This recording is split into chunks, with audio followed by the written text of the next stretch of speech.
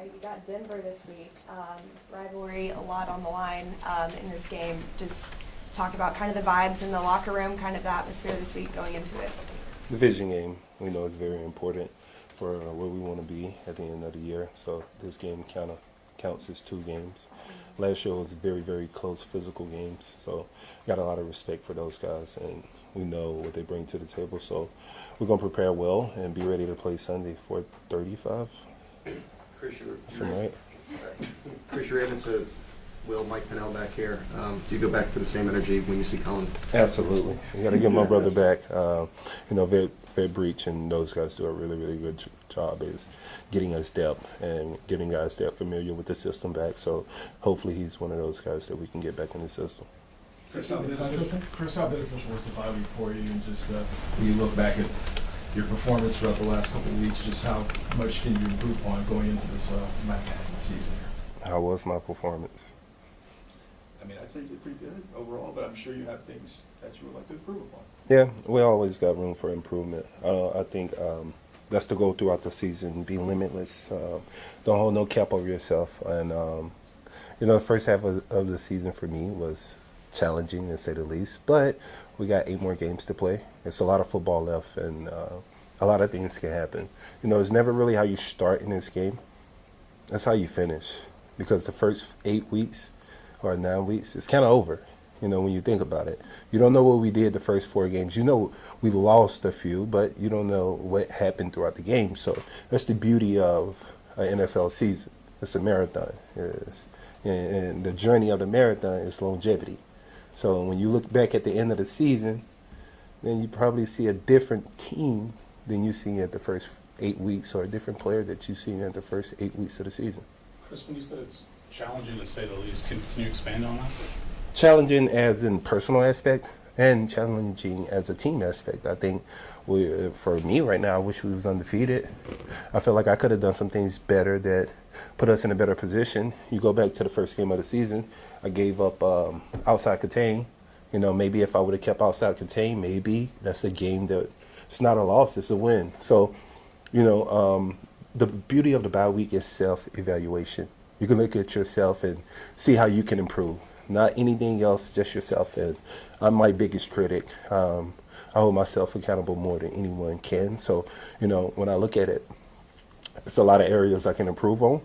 And we got a beautiful second half of the season for me to do that. And I know that you've concentrated on a lot of the Broncos and their offense and their offensive line, but I wonder what your appreciation you have for what their defensive line has been able to do this year. Good for them.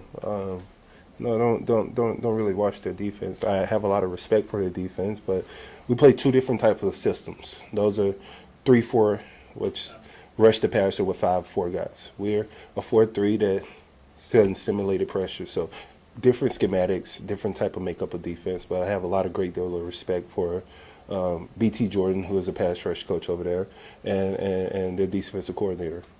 Chris, when you do your self-evaluation, are you digging into film? You just do it, thinking back through games, going over it with anyone else? What's that process like for you during the bye week? Well, it's a little bit of both. Because you watch film, you watch the games for me, it's about games I didn't play as well to my standard as I wanted to. And I have a few mentors. I call like Britt Reed. Me and him are still very close. I call Terry Braden.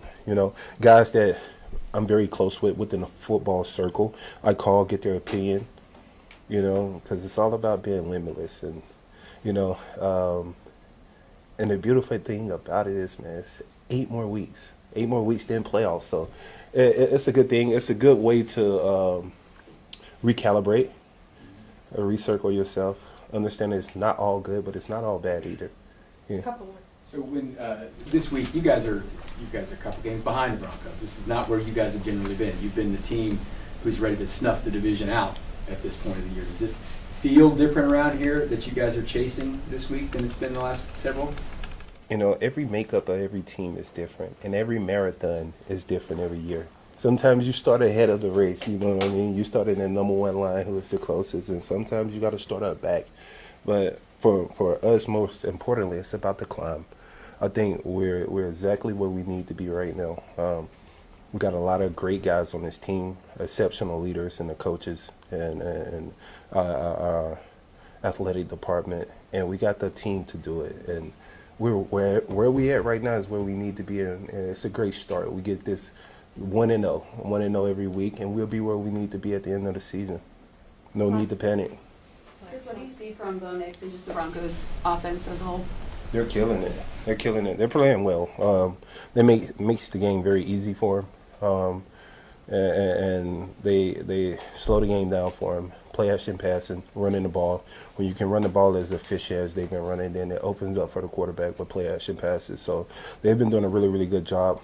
They got a head coach who I respect the heck out of. Seen him this summer over in Vegas. Said a couple words to him. So, I'm excited to play these guys, man. Division game is always tough, and it's the Denver Broncos. Thanks, Yeah.